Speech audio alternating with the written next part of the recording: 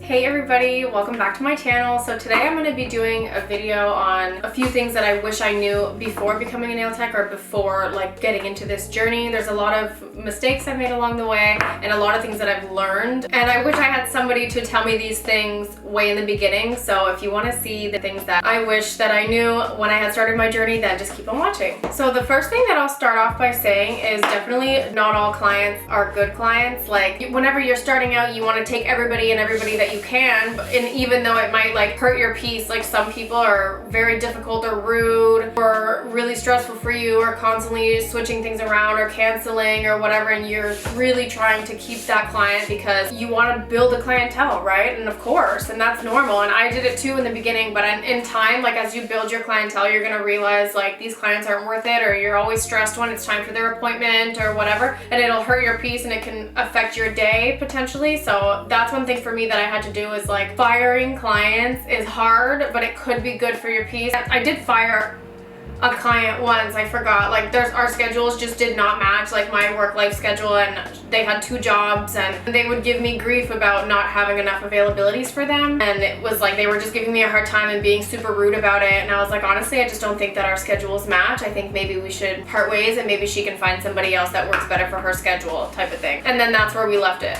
At the time I was doing deposits, so I asked for her email and I had sent the deposit back, and then after that I had explained the situation, saying, listen, maybe we should part ways and you can find somebody that better suits your schedule. So that's always good to do, and you can always keep it professional, and some people aren't going to be happy about it, you know, but it's your peace of mind, and if anybody's being rude to you, nobody deserves that. So definitely important to keep your peace and to stand up for yourself. Another thing I wish that I knew when I had started was definitely do your research before you start buying all these products. When I started like near the end of COVID and I wanted to just do my nails, all the salons were closed, and I had just kind of wanted to start doing my own nails just for fun, out of boredom, you know, it very quickly became an obsession of mine, I'm not gonna lie, as it probably has for a lot of us starting in the nail space. And I bought everything. I bought all the colored acrylics, all the glitter acrylics, like all of this stuff, and I've like so much, which I definitely didn't need because I thought I was going to be doing all these things, and yeah, they're great for like 3D flowers and stuff like that. There's so many that I have and I've barely used any of them.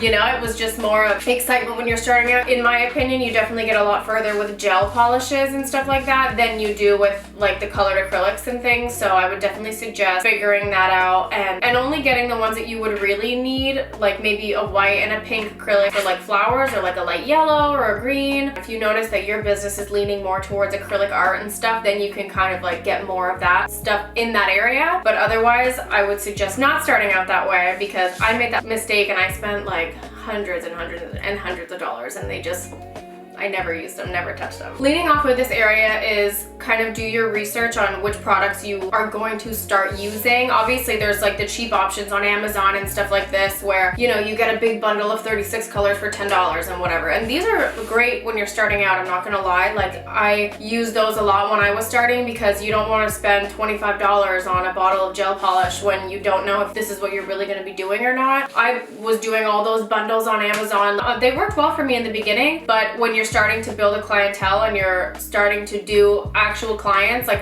they're definitely, in my opinion, not the ones to have. I don't find they're the greatest quality. A lot of them chip, or they don't last long, or they peel, you know. So I would definitely suggest, if you're ready to start taking clients or you're moving more in towards that area, definitely look into investing in good products. But do your research, look at reviews from reputable sources, just look at what you're interested in. There's a lot of videos online of product versus product type of stuff, so you could definitely look for that, and nail techs will review them for you and tell you if they're worth the buy or not. Once you try something that you love and it's tried and true, you don't want to switch it out, you know, so then you'll constantly be getting that one. But just try what you like and you'll eventually find out exactly what you want to get in your space. Another thing that I think is really important and that I wish I had known when I was starting out is deposits. I quickly moved into deposits because of myself seeing all of the last minute no-shows and the last minute cancellations. So it really throws off your day, or you're expecting a certain amount of money and, you know, you're not getting that all of a sudden. And it's like, yeah, people have emergencies or people can't make it one day day, and that's fine. Like, everybody has a personal life and things do happen, but it can tend to happen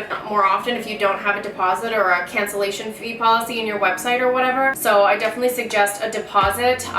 You can start off at whatever amount you wanted. I think I had started at $20, and then that was fine, but then I started noticing, like, maybe a year or two later, an influx in the cancellations or last minute no-shows. So then I boosted it to $30, and I was doing that for a really long time. And then just recently I launched a booking site. So now when you want to book with me, there's no more deposit, but you have to like save your card information. So if ever you were to cancel last minute or within my 24-hour policy, I'll take out a cancellation fee. So that's my policy, is that there is a cancellation fee. So no money needs to be paid up front, but if you do not show or anything, then, you know, it will be removed from your card. Or if you really wanted to, you could charge the full payment of what the service would have been as the cancellation fee. I've seen some people do that as well. The nail space, I have seen more of either a deposit that's like $20 to $30 or a cancellation fee. I think this really, really helps, and you can create a policy that really outlines all of this so that it's full transparency between you and your clients. You know, they're gonna read the policy before they book, and then booking is in agreement with the policy. So these are all good options, whatever works for you. It just saves your time and your peace too, because it's happened to me like during the holidays where I could have been doing other things, or I canceled plans with family or something like this because I had to work and I had a client, which is great. You know, I'm more than happy to be here and do my craft and do what I love. And then you're sitting here waiting and then they don't show up.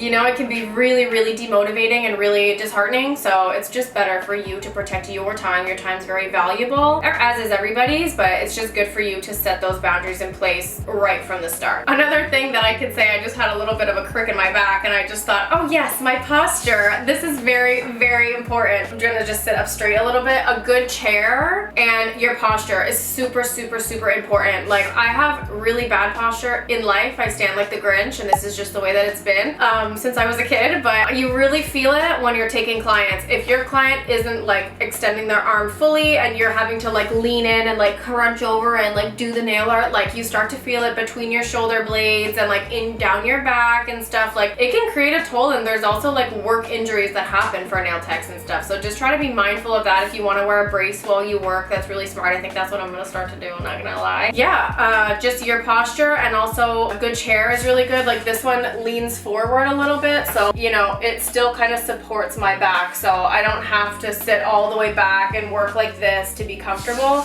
It leans forward, so even though I'm already kind of leaning forward or like a little bit slouched, like the chair is there, so I remember, oh yeah, keep my back against the chair so I can be straight. And also, don't be shy to tell your clients in the moment what you need from them. If they're not extending fully and you feel a pain in your back, you tell them, oh, can you please extend your arm further my way? You can pull their hand towards you, or you can say relax your hand, because sometimes they try to help you, or they'll keep their hands really stiff, and that can be really hard on your back and your hands as well. So don't be shy. Tell them what you need, because if they needed something, hopefully they would tell you as well. It's about your health and your safety, and it can be a big boo-boo on your back if you don't explain what you're feeling in the moment. And most of the time, in my experience, I've never had somebody get annoyed that I asked them to relax their hand or anything like that. So it's really important that you take care of your back, because a back's no joke. You don't want a back injury, girl, because it's not going to be good. Another thing that I wish I knew when I was starting out was I got super into like the social media part of things, and I really wanted to like post my work and stuff like this, which is like super fun. The transitions and everything, I was obsessed with all that stuff. As fun as it is, like, it can take a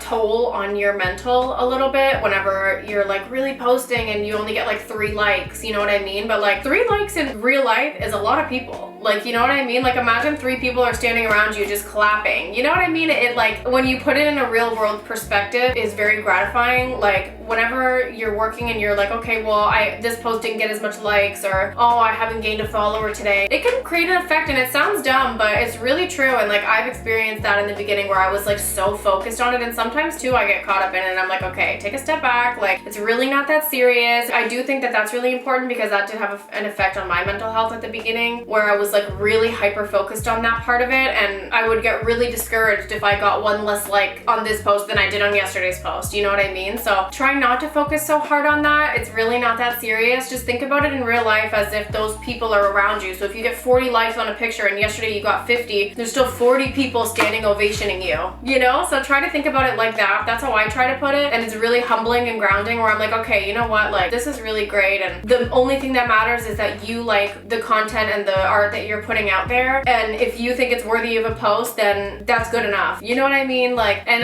eventually the people that you want to find your stuff will find your stuff. Keep working, keep posting, just have fun with it. Do it for the right reasons, you know, because it can take a toll on you. I'm just here because I love the art, I love the community, I love all this stuff and seeing other people's work, and that's why I'm here, and I have to remind myself of that. Another thing that I wish that I knew or did in the beginning when I started my nail journey was charging my worth. Like, for the first year and a half or so, like right when I started doing nails, because I was only doing my own. So once when I really started doing clients, like I was doing them for free for like 6 months, and then I was terrible. So I was doing them for free. I thought I was really good at the time, but I wasn't. And then eventually, like, I was charging, I think like eventually $20 and then $40 and then whatever, like for the sets, and I was doing like big sets, extra large sets, whatever, for like really cheap, but it was more just to gain experience and get practice and doing it on other people. I think that was really valuable. But after like 2 years of doing it, I still hadn't really raised my prices. So my prices were very, very, very low. I wasn't making any money. I had other jobs at the time. This was just like a hobby of mine. Definitely it took me a very long time to increase my prices to something that I deserved and that complemented my work. Like, my work quickly improved and got very, very good really quickly. So, and I'm really blessed for that. But my prices didn't reflect that. My prices stayed very, very low. And after, I was getting highly sought after, and a lot of people were trying to book me. And on top of that, people were booking because my prices were super cheap, right? Which is normal. But eventually, when you get to a certain point where you're able to raise your prices because your work reflects it, definitely raise it. It's really hard to do. Me, it was hard with like the regular people that I had for like 2 years to tell them about the price difference. It was like really disheartening for me. I like didn't want to do it, and I didn't do it for so long until my clients were literally like, girl, you have to change your prices. Like, this is not okay for you. And like, they were the ones actually that came to me and were so honest, and they were like, everywhere else is like a lot more expensive. Like, you're not making any money. And they were the ones that were like, you need to change your prices, as much as they're like, we don't want to pay more money, but it's not fair to you. And so I've had a really nice, respectful relationship with my clients where they were comfortable enough to tell me that. So I ended up finally raising my prices at like around the 2.5 year mark or something like this, and it was really great for me. And also, you don't want the clients that just come to you because you have the cheapest price. Like, you want them to come to you because they love your work and they like you and you guys connect and stuff, because that relationship, when the clients really, really love you for who you are and the nails that you do, it really, really feels so great. Other than the clients that are like always trying to get a discount from you or are just trying to get like the cheapest price possible, which is also, listen, times are hard out here, people, so I get it. But the functional relationship of nail tech versus client is definitely greater when the work is appreciated and the relationship is appreciated. You're charging your worth and you know that you're worth it, you know, and it's also going to make your work transfer better when you're confident and you're happy in what you're doing. And like I said, raising your prices later is scary, but you'll have to do it eventually to stick with inflation and stuff like that. But it can be super, super scary, but the clients who respect your worth will stay with you and will understand why you're doing it and will see it in your work. So it's definitely very important and definitely well worth it. Another thing that I wish that I knew when I started out was that prep is basically